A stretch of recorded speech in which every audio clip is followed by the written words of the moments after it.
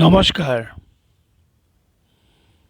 আপোনালোকক আটাইকে ফাগুনৰ স্বাগতম জনাইছোঁ। ফাগুন আহিছে, পলাশ ফুলিছে, মদাৰ ফুলিছে, চৰাই চিৰিকটি বসন্তৰ আগমন হ'ব তালৈ অপেক্ষা কৰিছে। ফেচবুক লাইভ 524 ফেচবুক লাইভলৈ মই দুটা শুকুৰবাৰ আহিব পৰা নাই। আগতে মই প্ৰত্যেক শনিবাৰে আহিছিলোঁ। শুনিছোঁনে মই? M I audible? কোনোবাই ক'ব কাইণ্ডলি যে আপোনালোকে মোক শুনিছেনে নাই। যোৱা দুটা শুকুৰবাৰে আহিব পৰা নাই। এটা শুকুৰবাৰে মই গুৱাহাটীৰ বাহিৰত আছিলোঁ।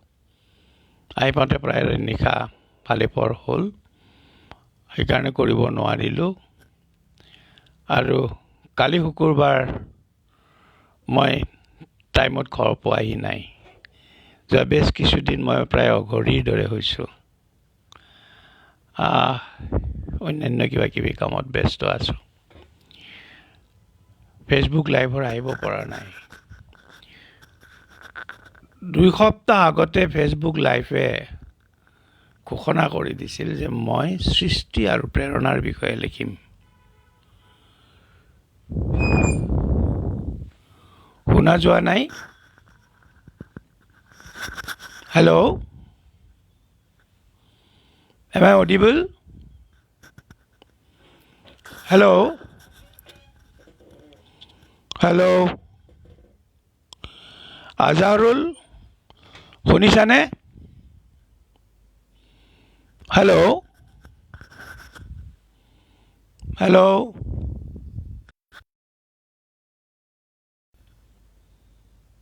হেল্ল', আজাউৰ শুনিছানে?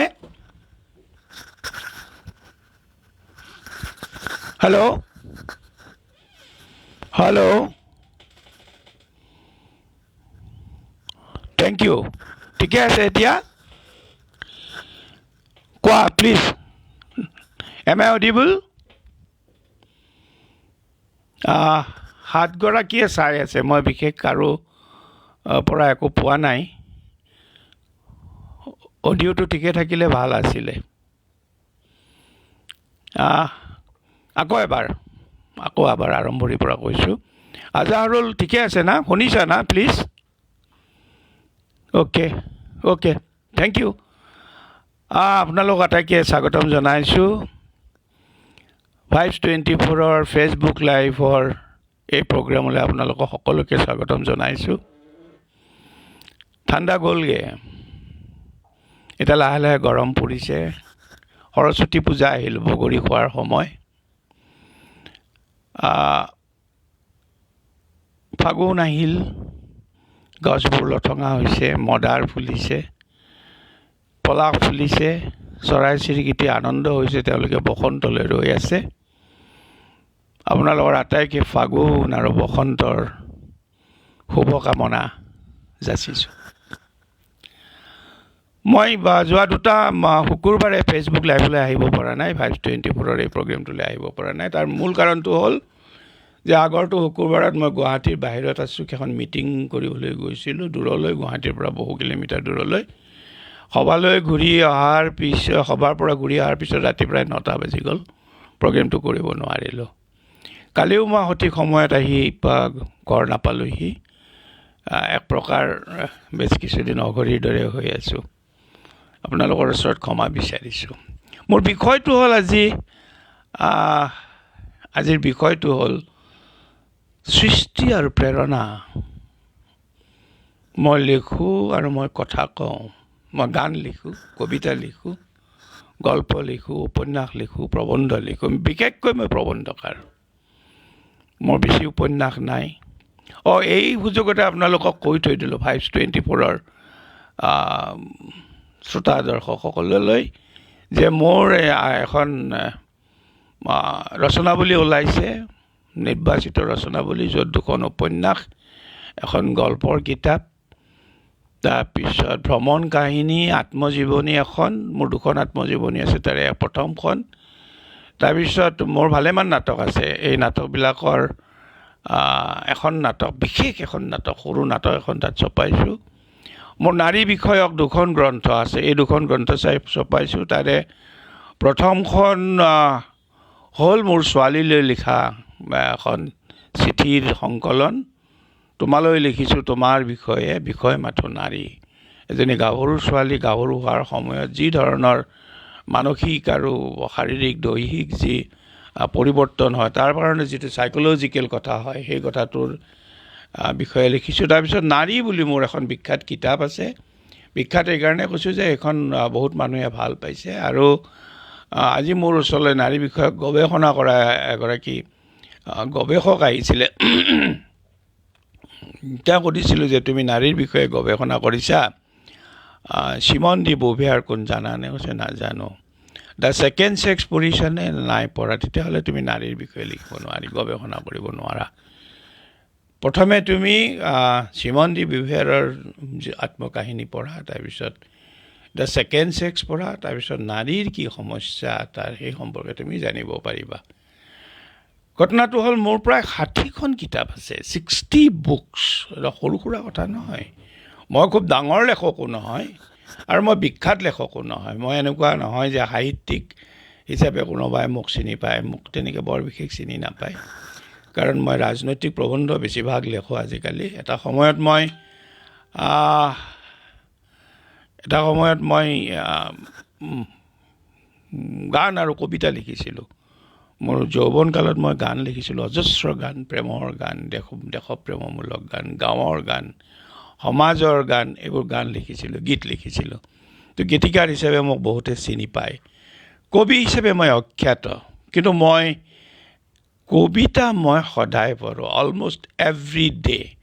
প্ৰতিদিনে মই কবিতা পঢ়োঁ, কিন্তু মই সেই অখ্যাত কবি, মোক কোনেও চিনি নাপায়। ফেচবুকত মাজে মাজে লেখোঁ আৰু মোৰ 3খন কবিতাৰ পুথি আছে, 3খন আমাৰ কবিতা পুথি আছে।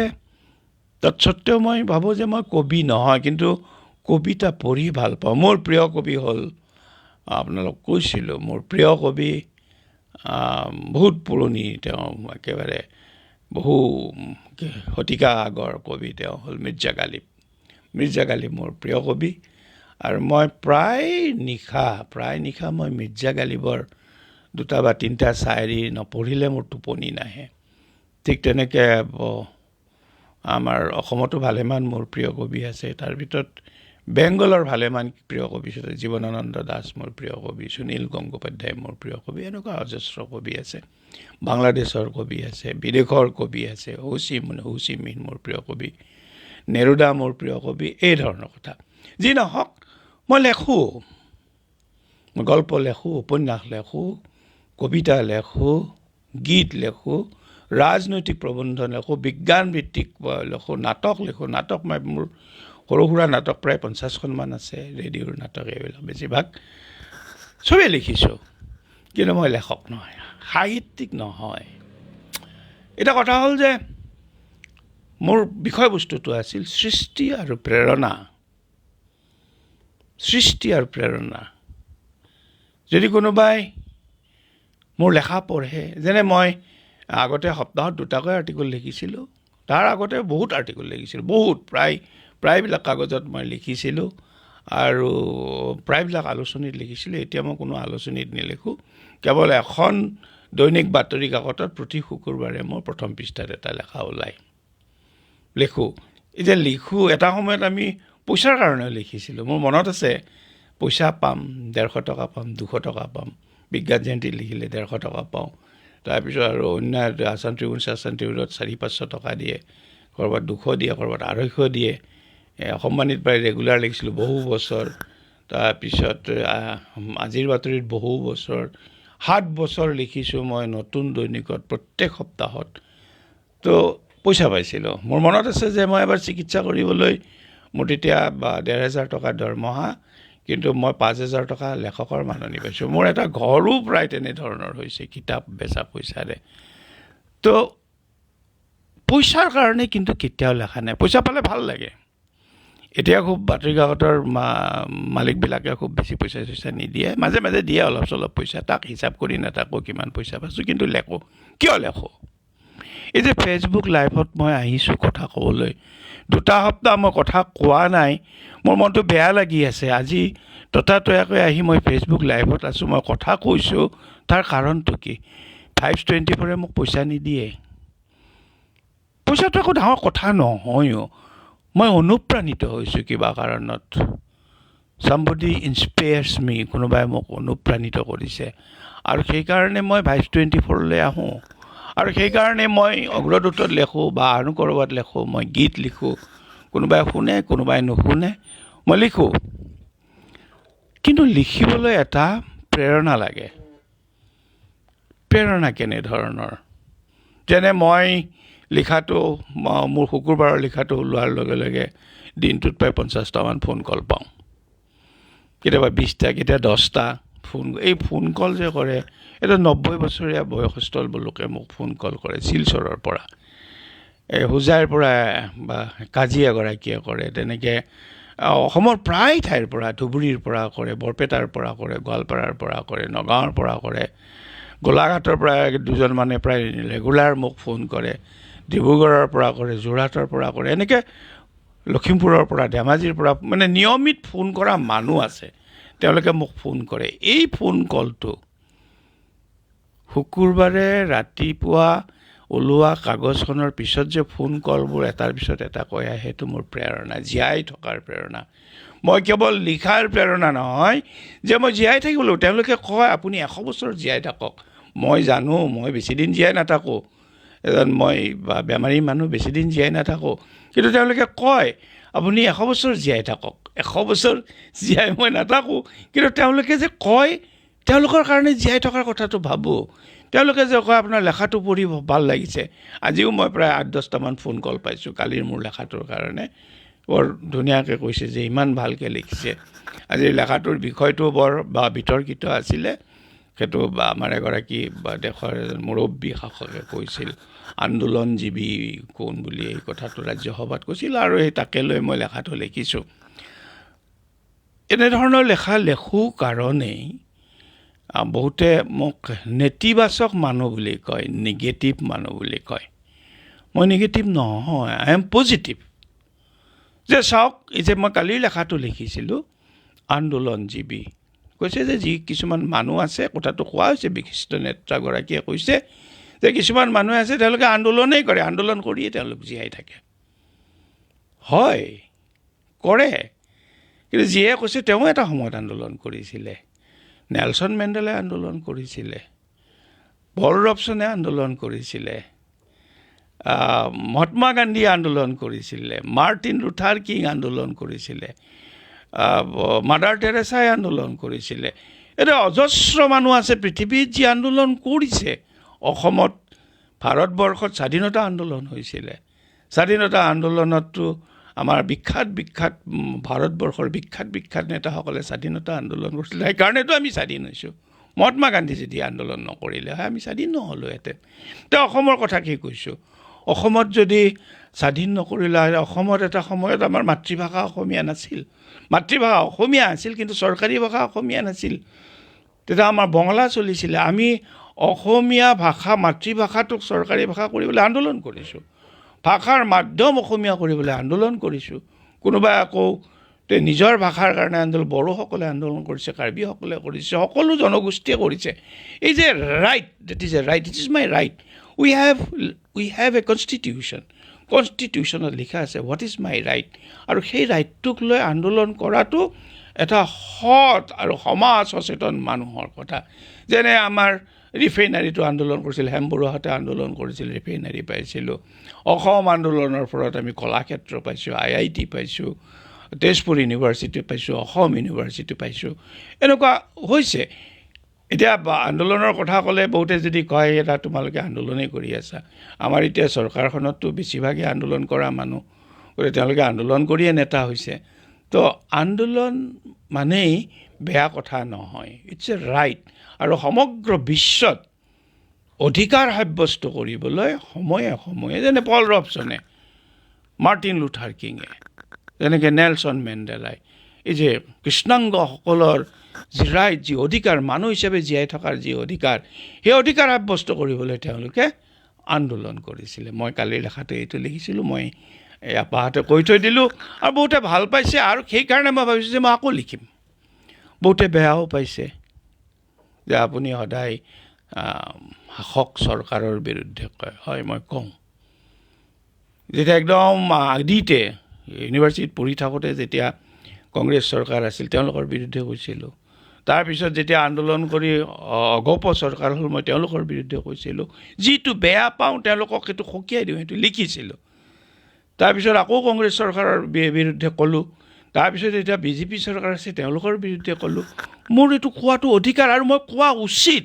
মই যিবোৰ কথা বুজি পাওঁ সেইবোৰ কথা কোৱা উচিত মই এইবোৰ কথা লিখা উচিত মইতো আৰু মুখ বজাই থাকিলে নহ'ব মইতো নিমাতি কইনা নহয় আৰু মোৰ কোনো ইচ্ছা নাই যে হয় মই যদি একে আদিৰ পৰা মই কংগ্ৰেছী হ'লোঁ তাৰপিছত মই অগপৰ মানুহ হ'লোঁ হয় তাৰপিছত আকৌ কংগ্ৰেছী হ'লোঁ এতিয়া যদি বিজেপি হ'লোহেঁতেন মই পুৰস্কাৰ পালোহেঁতেন চাগে মই এতিয়া পুৰস্কাৰ পোৱা নাই নাপালেও কিন্তু মোক মানুহে মোৰ লেখা পঢ়ে মোক প্ৰশংসা কৰে আৰু সেই প্ৰশংসাই মোৰ প্ৰেৰণা এবাৰ মোৰ মনত আছে যে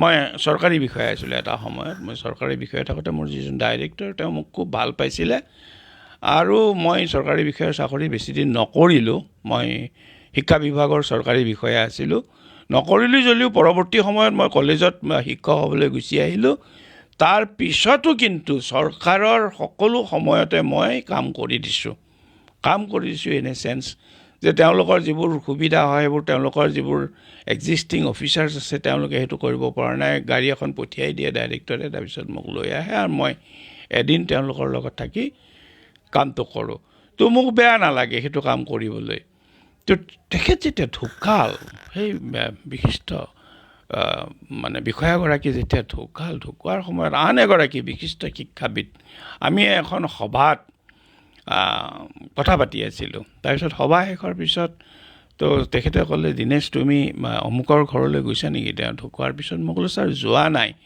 যাব লাগিছিলহে মই ক'লোঁ ব'লক ছাৰ মোৰ গাড়ী আছে আমি যাওঁ এইটো বেছ কিছু বছৰ আগৰ কথা ৰাস্তাত ছাৰে মোক এটা কথা কৈছিলে ৰবা তুমি তেওঁলোকৰ ঘৰৰ মানুহ চিনি পোৱা নে মই বোলো ছাৰ মই কাকো চিনি নাপাওঁ তো ঘৰটো চিনি পালোঁ ছাৰ ঘৰটো চিনি পাওঁ মই কাকো চিনি নাপাওঁ অৰ্থাৎ আমি দুগৰাকী মানুহ যে যাম তেখেতৰ নামটো ক'ব তেখেত এগৰাকী বিশিষ্ট শিক্ষাবিদ আছিলে তেওঁ ডাইৰেক্টৰ আছিলে তেওঁ বা চেয়াৰমেন আছিলে শিক্ষা বিভাগৰ ইত্যাদি বহুত কাম কৰিছিল বিশিষ্ট শিক্ষাবিদ তো আমাকতো চিনি নাপাব তেতিয়া ছাৰে কৈছিল it's a very big tragedy for a person who write books বহুত কিতাপ লিখিছে তেওঁ বহুত কাম কৰিছে তেওঁ শিক্ষাৰ উন্নতিৰ কাৰণে বহুত কাম কৰিছে কিন্তু তেওঁৰ পৰিমণ্ডলৰ যিসকল মানুহ সেই মানুহবিলাকৰ লগত তেওঁৰ পৰিয়ালৰ বাকীখিনি মানুহৰ কোনো চিনা পৰিচয় নাই তেতিয়া ছাৰে আৰু এটা কথা কৈছে তুমিতো বহুত কিতাপ আছে নহয় হয় ছাৰ মই বহুত কিতাপ লিখিছোঁ তেতিয়া মোৰ 30খনমান কিতাপ হৈছিলে এতিয়া মোৰ প্ৰায় 3 কুৰি কিতাপ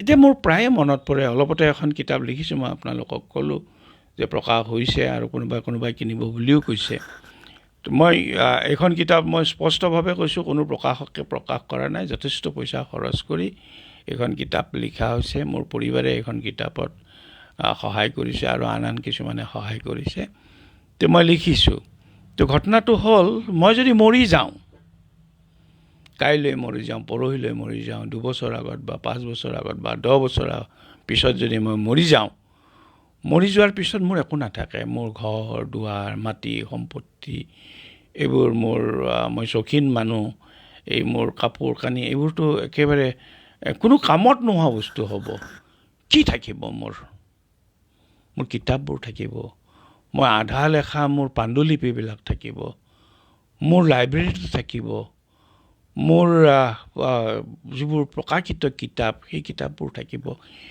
যদি সেই যিটো মোৰ সম্পদ মই লিখা যিটো সম্পদ এই সম্পদৰ যদি মানে প্ৰতি শ্ৰদ্ধা ভক্তি এইবোৰ যদি নাথাকে তাৰ যদি আলাই আথানি হয় সেইবোৰৰ যদি ৰিপ্ৰিণ্ট কৰিবলৈ কোনেও নিবিচাৰিব কেতিয়াও পঢ়িয়েই নাচাব তেতিয়া মোৰ কেনেকুৱা লাগিব মোৰ তেতিয়া মৃত্যু হ'ব মোৰ আচল মৃত্যুটো সেইটো আজিৰ তাৰিখত এনেকৈ অজস্ৰ লিখকৰ অজস্ৰ বিখ্যাত লোকৰ পুনৰ মৃত্যু হৈ আছে। আমি পুনৰ জন্মৰ কথা কওঁ, মই পুনৰ মৃত্যুৰ কথা হৈছে। এবাৰ মানুহজন মৰি যায়, তাৰপিছত মানুহজনৰ আকৌ মৃত্যু হয়। কেতিয়া মৃত্যু হয়? যেতিয়া মানুহজনৰ জীৱনৰ সমস্ত কথাৰ কোনো প্ৰাসংগিকতা সমাজখনত নথকা হয়। সমাজখন যেতিয়া ভোগমত্ত হয়, সমাজখনে কেৱল ৰাজনৈতিক নেতাৰ কথা শুনিবলৈ লয়। এতিয়া নিৰ্বাচনৰ সময়, এতিয়া নিৰ্বাচনত এতিয়া কোনো মানুহৰ কোনো কথা শুনিবলৈ মন নাই।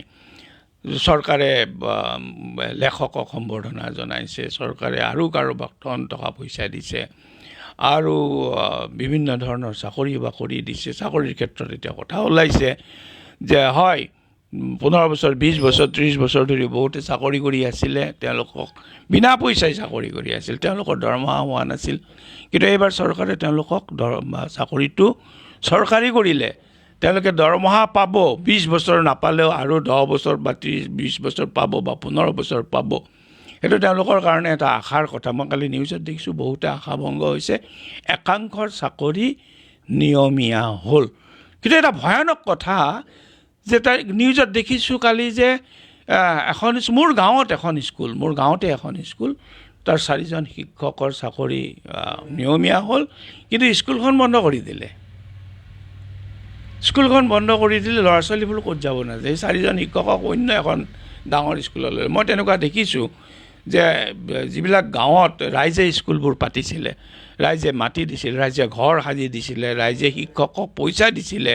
এই যে যিবোৰ ভেঞ্চাৰ বুলি যিবোৰ স্কুল আছে, এই স্কুলত বহুত স্কুলত ৰাইজে মানুহক দৰমহা দিছে, বিল বিক্ৰী কৰি দিছে বা পইচা উঠাই দিছে বা কিবা ৰাইজৰ কিবা খতিয়ানৰ পৰা তেওঁলোকে পইচা দিছে।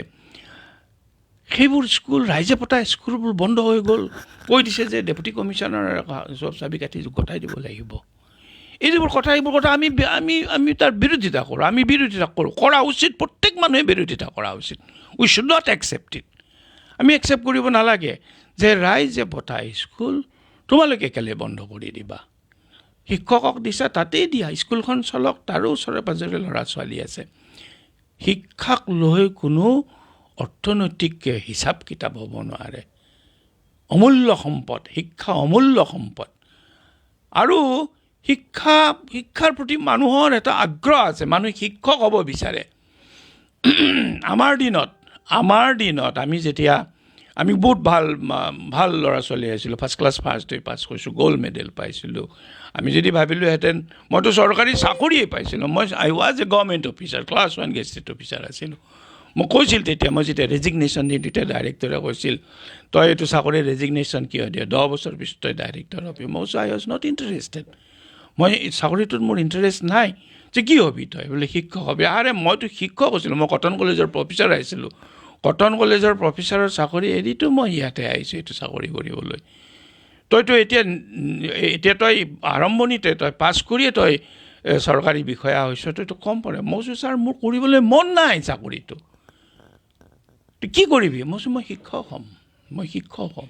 ক'ত পাবি? মই কৈছোঁ মই বিবৰুৱা কলেজত ইণ্টাৰভিউ দিম, হ'ব, তাত পাম, কটন কলেজত পাম বা যিকোনো কলেজত পাম। মোৰ শিক্ষক হোৱাৰ আগ্ৰহ আছে। সেই সময়ত এতিয়া বহুতে প্ৰশ্ন কৰে। মই সেইদিনাখন এখন সভালৈ গৈছিলোঁ, সভাত তাৰে ৰাজনৈতিক নেতাজনে কৈছে, এতিয়া আমাৰ স্কুল কলেজত এনেকৈ ল'ৰা ছোৱালী পঢ়াব লাগে যাতে ACS IAS এইবিলাক হয়। শিক্ষা মানে ACS IAS নহয়, শিক্ষা মানে জ্ঞানী মানুহ, শিক্ষা মানে ভৱিষ্যদ্ৰষ্টা, শিক্ষা মানে পাণ্ডিত্য থকা মানুহ। তেনেকুৱা মানুহে সমাজখনত লাগে। এই যে ইমান ডাঙৰ মানুহবোৰ আছিলে, তেওঁলোকতো আইনষ্টাইনৰ পৰা, গেলিলিঅ'ৰ পৰা বা আন যিবিলাক বিখ্যাত লোক আছিলে, তাৰপিছত আমাৰ যিবোৰ মানুহ আছিল, আমাৰ অসমৰ কথাই কৈছোঁ, কৃষ্ণকান্ত সন্দিকৈ, বিৰিঞ্চি কুমাৰ বৰুৱা, সূৰ্য কুমাৰ ভূঞা, এইবিলাক বিখ্যাত, মহেশ্বৰ নেওগ, এই যিবিলাক বিখ্যাত মানুহ, এওঁলোকে কি পৰীক্ষা দিলে IAS হ'ব নোৱাৰিলেহেঁতেন নেকি? যদি তেওঁলোকে IAS হ'লহেঁতেন, বাণীকান্ত কাকতিয়ে অসমীয়া ভাষা প্ৰতিষ্ঠা কৰিছে, তেনেহ'লে কোনে অসমীয়া ভাষা প্ৰতিষ্ঠা কৰিলেহেঁতেন? মহেশ্বৰ নেওগে যিটো কাম কৰিছে সেইটো কোনে কৰিলে? সূৰ্য ভূঞা, হেৰাম্ব বৰপূজাৰীৰ বুৰঞ্জী কোনে কৰিলেহেঁতেন? কৃষ্ণকান্ত সন্দিকৈৰ সংস্কৃত অধ্যয়ন, এইবোৰ কোনে কৰিলেহেঁতেন? শিক্ষাৰ উদ্দেশ্য হ'ল সমাজক শিক্ষিত কৰা, সমাজৰ মানুহক জ্ঞানী কৰিব লাগিব। সমাজক শিক্ষিত কৰা, সমাজৰ মানুহক জ্ঞানী কৰা, এইটো হ'ল শিক্ষাৰ মহান উদ্দেশ্য, শিক্ষাৰ উদ্দেশ্য। আজিকালি ৰাজনৈতিক নেতাবিলাকে সেইটো কথা কয়, এইটো কথা নহয়। এই চৰকাৰী আমোলাবিলাকে পৃথিৱীত কেতিয়াও বিখ্যাত থিয়ৰী প্ৰতিষ্ঠা কৰা নাই, বিখ্যাত দৰ্শন প্ৰতিষ্ঠা কৰা নাই সেইসকল। তো বহুত মানুহে শিক্ষক হ'বলৈ গৈছিল। ভেঞ্চাৰ স্কুলত যিবিলাক শিক্ষকে কাম কৰি আছে, ইচ্ছা কৰিলে তেওঁলোকেও কিবা এটা চাকৰি পালেহেঁতেন, কিন্তু গাঁওখনতে স্কুলখনত সাৱটি ধৰি থাকিল। তেওঁলোকতো মূৰ্খ নহয়, তেওঁলোকে BA পাছ কৰিছে, MA পাছ কৰিছে। শিক্ষক হ'ব খোজে, শিক্ষক হোৱাটো মানুহৰ এটা হেঁপাহ, আৰু সমাজখনক শিক্ষিত কৰাটো এটা শিক্ষকসকলৰ উদ্দেশ্য। আৰু সেইকাৰণেই যিখন দেশত 20 বছৰ 30 বছৰ ধৰি শিক্ষকে দৰমহা নোপোৱাকৈ থাকে, ভেঞ্চাৰ হৈ থাকে, আৰু যিখন স্কুল তেওঁলোকে পাতিছিল সেই স্কুলখন বন্ধ কৰি তেওঁলোক অইন ঠাইলৈ লৈ আহে, সেই ঠাইৰ শিক্ষা ব্যৱস্থাটো এনেকুৱা নহয়। মই প্ৰসংগ ফালৰি কাটি গৈছোঁ। মই ক'ব খুজিছিলোঁ আকৌ সৃষ্টি কি হয়, সৃষ্টিৰ প্ৰেৰণাৰ প্ৰয়োজন হয়। মোৰ পৰিবাৰে যদি ৰাতিপুৱাই মোৰ আৰ্টিকলটো পঢ়ে, মোৰ উপন্যাসখন পঢ়ে, মই আজি দিয়া বক্তৃতাটো শুনে আৰু কয় তোমাৰ এইটো ভুল হৈছে, তোমাৰ এনেকুৱা হৈছে, তোমাৰ উপন্যাসত এনেকুৱা হৈছে, এনেকুৱা হ'ব লাগিছিল, ডেট ইজ এ ইনস্পিৰেশ্যন। মোৰ ছোৱালীজনীয়ে যদি কয়, মোৰ ভাই, মোৰ ভনী, মোৰ সমাজৰ মানুহ, মই কাম কৰা কলেজখনৰ প্ৰফেচৰবিলাকে, মই থকা চুবুৰীটোৰ মানুহবিলাকে যদি মোক কয়, কালি তোমাৰ হেৰি দেই বক্তৃতাটো শুনিলোঁ, বা কালি তোমাৰ লেখাটো পঢ়িলোঁ, নপঢ়ে, মানুহে নপঢ়ে, আৰু পঢ়িলেও নকয়। টেলিভিশ্যনত কথা ক'লে কয়, হে তুমি এনেকুৱাহে কৰা, বৰ নিগেটিভ কথা কোৱা, মোক বহুতে কয়। সেইকাৰণে আজিকালি টেলিভিশ্যনত কথা ক'বলৈ নাযাওঁ, কাৰণ কিয় তাত কিবা মুখ চুপতি মাৰা যেন হয়, আৰু তৰল কথাবোৰ হয়, যিবোৰ কথা আলোচনা কৰিব লাগে সেইবোৰ কথা আলোচনা কৰা নহয়, আৰু কিছুমান সাধাৰণ কথা অতি মুখ চুপতি মাৰা কথা এইবোৰ কৰা, আৰু এইটো হ'ল আচলতে চিন্তা চৰ্চাবোৰ তৰলীকৃত কৰিবলৈ এইটো কাম কৰা হয়, তৰল কৰিবলৈ এই কামটো কৰা হয়। তো আমি প্ৰেৰণা বিচাৰোঁ। কোনোবাই কওক আপোনাৰ কবিতাটো ভাল পাইছে। এই যে পুৰস্কাৰ এইবাৰেই চৰকাৰে প্ৰায় 700 মানুহক দিছে, ভাল কথা, 700 মানুহক দিছে, কিন্তু তেওঁলোকে এপ্লিকেশ্যন কৰিব লগা হৈছে। শুনিছোঁ 22খনে কিমান মানুহে নে 22,000 মই পাহৰিলোঁ, তেওঁলোকে দৰখাস্ত কৰিছিল এই সম্বৰ্ধনা পাবৰ কাৰণে। তাৰ 700 নিৰ্বাচিত কৰিলে 50,000কৈ টকা দিলে। এইটো এটা নিৰ্বাচনী ধামখুমীয়াৰ কথা। যেনে 5 টকা তেলৰ দাম কমি গ'ল। 5 টকা তেলৰ দাম ফেব্ৰুৱাৰী মাহত কিয় কমিল, যোৱা বছৰ কিয় নকমিল? তাৰমানে 5 টকা তেলৰ দাম তেওঁলোকে কমাব পাৰে, কিন্তু যোৱা বছৰ নকলে, কাৰণ তেতিয়া নিৰ্বাচন হয়। এতিয়া নিৰ্বাচন আহিছে, শিক্ষকৰ চাকৰিও 1 বছৰ আগত দিব পাৰিলেহেঁতেন, কিন্তু তেওঁলোকে ৰাখি থৈছে, এতিয়া দিছে। সমগ্ৰ ব্যৱস্থাটো এটা নিৰ্বাচনমুখী আৰু ৰাজনীতিৰ কথালৈকে নিৰ্বাচিত। এতিয়া আমি কেৱল এই মুহূৰ্তত নেতাসকলৰ ভাষণ শুনিম। নেতাসকলৰ সভালৈ লাখে লাখে মানুহ যাব, নাচিব, গান গাব, কথা ক'ব, এটা যেন কাইণ্ড অফ এটা সামাজিক যেন এটা কি ক'ব পাৰি এইটোক, এটা যেন উন্মত্ততা, এটা নিৰ্বাচন অহাৰ আগতে। মই সেইদিনাখন এজন ছাত্ৰৰ লগত কথা পাতিছিলোঁ, মোৰ ছাত্ৰ নহয়, কটন কলেজত পঢ়িবলৈ আহিছিল, উজনিৰ এখন গাঁৱৰ পৰা। আজি 3 দিনমান আগতে তেওঁৰ লগত কথা পাতিছিলোঁ। সি কটন কলেজৰ পৰা MA পাছ কৰি ঘৰলৈ গুচি গ'ল, আৰু ঘৰলৈ গৈ সি ইয়াতে চেষ্টা কৰিছিলে, কিন্তু সি তেনেকৈ এটা চাকৰি নাপালে, ঘৰলৈ গুচি গ'ল। ঘৰত এতিয়া সি খেতি বাতি কৰে। তাৰপিছত তাক সুধিলোঁ, কেনে আছ তই? ক'লে, আছোঁ আৰু ভালেই দে, তই গাঁৱত আছ, আমিতো চহৰত বৰ আমনি। কৈছে, নহয় ছাৰ, এতিয়া গাঁওবোৰ চহৰতকৈ বেছি হৈ গৈছে। বোলে কি হৈছে গাঁৱত? যে গাঁওখনৰ কোনোবা কংগ্ৰেছী, কোনোবা BJP, কোনোবা AGP, কোনোবা অসম জাতীয় পৰিষদ, কোনোবা ৰাইজৰ দল, এনেকুৱা এটা অৱস্থা হৈছে যে গাঁওখনত সেই আগৰ যিটো মিলা মিছা কথা আছিল, আনকি নামঘৰবোৰো পলিউটেড হৈ গৈছে।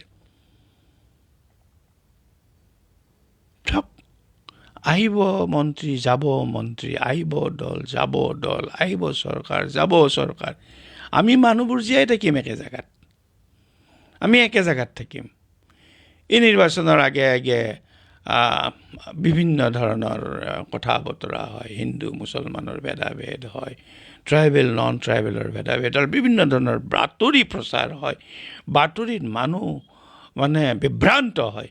এই যিটো বিভ্ৰান্তি, এইটো যিটো ইচ্ছাকৃত বিভ্ৰান্তি, য'ত মানুহৰ মূল্য নাথাকে, সমাজৰ মূল্য নাথাকে, যাক মানুহ ভাল হৈ থাকিবলৈ অনুপ্ৰাণিত নহয়।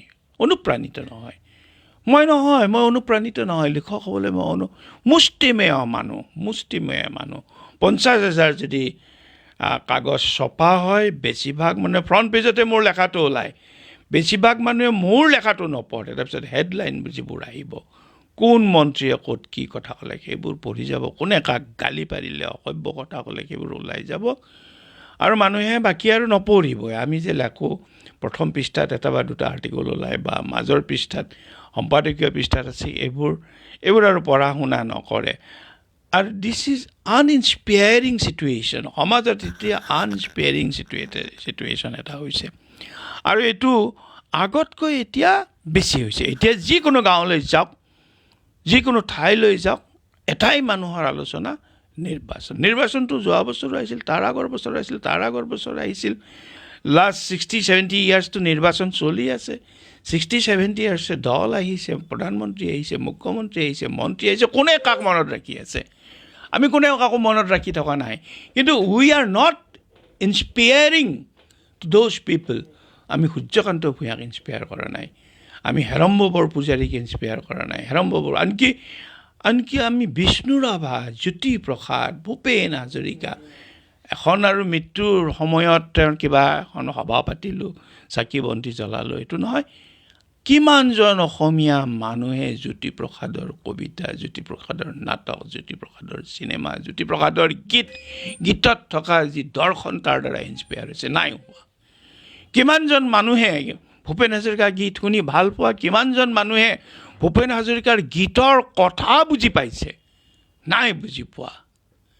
কিমানজন মানুহে কৃষ্ণকান্ত সন্দিকৈ কি লিখি থৈ গৈছিল সেই কথা পঢ়িছে? নাই লেখা। কিমানজন মানুহে বিৰিঞ্চি কুমাৰ বৰুৱাৰ কিতাপ পঢ়িছে? নাই পঢ়া। কিমানজন মানুহে বাণীকান্ত কাকতীয়ে অসমীয়া ভাষাটো কেনেকৈ প্ৰতিষ্ঠা কৰিছিলে সেই কিতাপ পঢ়িছে? নাই পঢ়া। দিছ পিপল আৰ আনইনস্পায়াৰ্ড। মোক এজন IAS পোৱা ল'ৰাই এদিন কৈছিলে যে, ছাৰ, মই খুব ভাল ৰিজাল্ট কৰি পাছ কৰিছোঁ, মই লেখা মেলা কৰোঁ, মই কবিতা লেখোঁ, মই গল্প লেখোঁ, মই উপন্যাস লেখোঁ, মোক কেতিয়াও কোনেও সেইবিলাক কথা কোৱা নাই। যেতিয়া কেইবাবাৰো চেষ্টাৰ ফলত মই IAS অফিচাৰ হ'লোঁ, অসমৰ ল'ৰা, তাৰপিছত মোক যে কিমান সম্বৰ্ধনা জনালে। এই যিটো ইনস্পিৰেশ্যন, ইট ইজ এলিয়েনেটেড, এটা বেলেগ ফাললৈ গতি কৰিছে। তো ঘটনাটো হ'ল তেনেকুৱা যে we expect something from somebody else and we are selfish people. আমি কিবা বিচাৰোঁ কাৰণে এইবোৰ কৰোঁ, কিবা বিচাৰোঁ। But those great people who contributed to the development of a enlightened society, মই ক'ব বিচাৰিছোঁ enlightened society, যিয়ে সমাজত পোহৰ বিলাইছে, যিয়ে জ্ঞান চকু মেলি দিছে, সেইসকল শিক্ষক, তেওঁলোকক আমি শ্ৰদ্ধাৰে স্মৰণ নকৰাটো আমাৰ এটা চৰিত্ৰ হৈ গৈছে। আৰু যাক আমি স্মৰণ কৰিব নালাগে তেওঁলোকক স্মৰণ কৰোঁ। আজিকালি এইবিলাক একদম আগৰ যিবিলাক গায়ক গায়িকা আছিল, যেনে আনন্দী ৰাম দাস, যেনেকৈ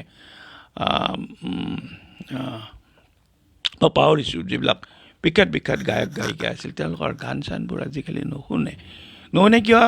there is a trend of vulgar songs, vulgar music, ভালগাৰিজিমৰ প্ৰতি মানুহৰ যে ভালগাৰ জাৰ্নেলিজিম, ভালগাৰ মিডিয়া, চব ভালগাৰিজিমৰ প্ৰতি হৈছে। সেইকাৰণে সমাজত এক প্ৰকাৰৰ গভীৰ তাত্ত্বিক আৰু মনস্তাত্ত্বিক কথাৰ প্ৰতি মানুহৰ আগ্ৰহ, আৰু যিসকল মানুহে সেইবোৰ লিখে সেইবোৰ কয় দে আৰ আনইনস্পায়াৰ্ড মই ভালেখিনি সময় কথা কৈছোঁ প্ৰায় 30 মিনিটৰ বেছিয়ে হ'ল মোৰ আজি বিষয়বস্তু আছিল প্ৰেৰণা জীয়াই থাকিবলৈ মানুহক প্ৰেৰণা লাগে why should I live মই কিয় জীয়াই থাকিব লাগে কি কাৰণত মইতো মৰিলে হয় মোৰ যে কাম শিকিয়ে গৈছে মোৰ কথা কোনেও নুশুনে মোৰ কথাৰ কোনো পাত্তা নিদিয়ে মই কোনো কথা ক'ব নোৱাৰো মোৰ লিখা কোনেও নপঢ়ে কুকুৰ মেকুৰীৰ নিচিনা ভাত খাবলৈ খাদ্য খাবলৈ আমি জীয়াই থাকিবলৈ কেলে লাগে we must be inspired to do something good works somebody must love me somebody must respect me এই যে শ্ৰদ্ধা আৰু প্ৰেম এটোৰ অভাৱ হৈ গৈছে যে selfish society we have developed a big selfish society আমি এখন খুব স্বাৰ্থপৰ সমাজত জীয়াই আছো যিখন সমাজে ভৱিষ্যতৰ কথা ভাবিব নোৱাৰে we cannot think of our future এটা ভাল ভৱিষ্যত দেশৰ ভাল ভৱিষ্যত এটা পণ্ডিতৰ ভৱিষ্যত এটা জ্ঞানৰ ভৱিষ্যত আমি সেইটো কথা ভাবিব নোৱাৰো আমি একেবাৰে তৰল কথা লৈ একেবাৰে নেৰো ভালগাৰ পলিটিক্সক লৈ আমি ব্যস্ত হৈ আছো মোৰ এই কথাখিনিত এটা খুব আছে মই আগতে এই কথাটো কৈছিলোঁ বহুত মোৰ পাঠক যিসকলে মোৰ লেখা পঢ়ে তেওঁলোকে কয় যিবিলাক মোৰ কিতাপ পঢ়ে তেওঁলোকে কয় গাঁৱৰ মানুহ তেওঁলোকে বুজি নাপায় আচলতে কথাবোৰ কিন্তু মোৰ লেখা পঢ়ি ভাল পায় ছাৰ আপুনি একো পুৰস্কাৰ নাপায় কিয় আপুনি সাহিত্য সভাৰ সভাপতি নহয় কিয় তেওঁলোকে বুজি নাপায় যে সাহিত্য সভাৰ সভাপতি হোৱাটো ইমান সহজ কথা নহয় তাতে এটা ৰাজনীতি আছে সভাপতিৰ ৰাজনীতি সম্পাদকৰ ৰাজনীতি আপোনালোকে জানে চবে সেইটো যিয়ে কৰিব যে তাতে সেইটো হ'ব পাৰে ঠিক তেনেকৈ পুৰস্কাৰ পোৱাৰ এটা ৰাজনীতি আছে কোনে মানুহে পুৰস্কাৰ পায় যি মানুহে চৰকাৰৰ বিৰুদ্ধে একো কথা নকয় চৰকাৰৰ বেয়া দেখিলেও মুখ নামাতে মনে মনে থাকে মৌনং সন্মতি লক্ষণ তেওঁলোকৰ সকলো কামকে তেওঁলোকে সমৰ্থন কৰে সেইটোতো বৌদ্ধিক কথা নহয় যি মানুহ ইণ্টেলেকচুৱেল এতিয়া ইণ্টেলেকচুৱেলক বহুতে হাঁহে চিউডো ইণ্টেলেকচুৱেল বুলি কয় বুদ্ধিজীৱী বুলি বহুতে হাঁহে হু ইজ এ ইণ্টেলেকচুৱেল কোন বুদ্ধিজীৱী সেইসকল বুদ্ধিজীৱী যিসকলে বৰ্তমান আৰু অতীতক বিশ্লেষণ কৰি ভৱিষ্যতৰ কথা ক'ব পাৰে প্ৰফেচাৰ হ'লে বুদ্ধিজীৱী নহয় শিল্পী হ'লে বুদ্ধিজীৱী নহয় প্ৰিন্সিপাল হ'লে বুদ্ধিজীৱী নহয় ভাইচ চেঞ্চেলৰ হ'লে বুদ্ধিজীৱী নহয় আজিকালিতো একেবাৰে অবৌদ্ধিক মানুহকে সেইবিলাকত বহুৱা হৈছে এটা ৰিচেণ্ট এটা খবৰ এটা ভাইচ চেঞ্চেলৰৰ খবৰ ওলাইছে এনেকুৱা অবৌদ্ধিক মানুহতে এইবিলাকক বহুৱা হৈছে তো বৌদ্ধিক চিন্তা চৰ্চা নাই আৰু সেইকাৰণে যিসকলে বৌদ্ধিক চিন্তা চৰ্চা কৰে গভীৰভাৱে চিন্তা চৰ্চা কৰে সেইসকলৰ বৰ দুৰ্দিন চলি আছে উই আৰ আনইনস্পায়াৰ্ড ইভিন দেন তথাপি আমি জীয়াই আছোঁ কোনোবাই আমাক জীয়াই থাকিবলৈ প্ৰেৰণা দিছে somebody is inspiring me সেই যে কৈছে তুমি নমৰিবা তুমি ভালে থাকা তুমি ভালে থকাটো বিচাৰোঁ তুমি সমাজৰ কাৰণে দিব পাৰা কয় বহুতে কয় কেতিয়া কয় আৰু বাদ দিয়াহে ইমান বেমাৰ আজাৰ সমাজখন এনেকুৱা গোটেই সমাজখনতে এনেকুৱা অৱস্থা হৈছে nobody cares nobody এটা মানে স্বয়ম্ভু ধৰণৰ কথা এটা হৈ গৈছে চবেই স্বয়ম্ভু তেতিয়া আমি আনইনস্পায়াৰ্ড হওঁ বাদ দিয়া মৰিব লাগে এনেকুৱা হৈছে এগৰাকী কবি নাইকিয়া হৈছে তেওঁ বিখ্যাত কবি এগৰাকী নাইকিয়া হৈছে এনেকুৱা অজস্ৰ মানুহ নোহোৱা হৈ গৈছে কাৰোবাক বা জেলত ভৰাই থৈ দিছে এই যিটো unsparing environment in the society it is really very bad এইটো সঁচাকৈয়ে খুব বেয়া and we should not live in such a society আমি ভাবোঁ we should live in such a society where the people who thoughts যিয়ে ভাবে যিয়ে চিন্তা কৰে যিয়ে বৌদ্ধিক বিকাশৰ কাৰণে অপুৰুকৰ্ত কৰে তেওঁলোকক ইনস্পায়াৰ কৰিব লাগে থেংক ইউ ছ' মাছ বহুত সময় কষ্ট কৰি শুনিলে থেংক ইউ আকৌ লগ পাম থেংক ইউ